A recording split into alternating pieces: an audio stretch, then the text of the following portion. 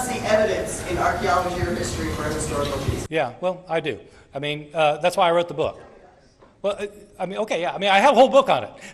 I mean, so there is a lot of evidence. I mean, there is so much evidence that it is not. I mean, I know in the crowds you all run around with, it's commonly thought that Jesus did not exist. Let me tell you, once you get outside of your conclave, there's nobody who. I mean, this is not even an issue for scholars of antiquity.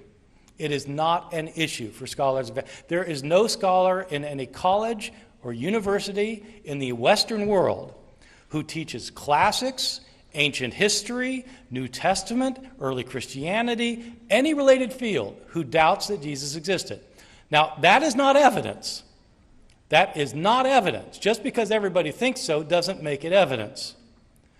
But if you want to know about the theory of evolution versus the theory of creationism, and every scholar in every reputable institution in the world believes in evolution, it may not be evidence, but if you've got a different opinion, you better have a pretty good piece of evidence yourself.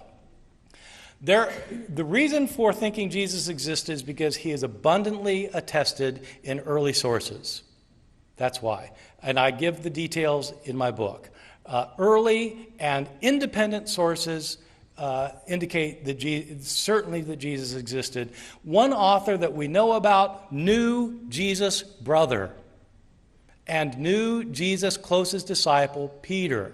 He's an eyewitness to both Jesus' closest disciple and his brother.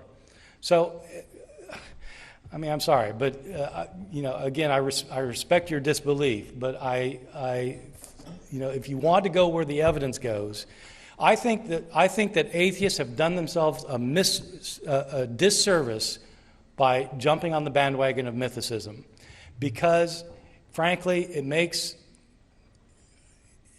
you look foolish to the outside world. If that's what you're going to believe, you just look foolish.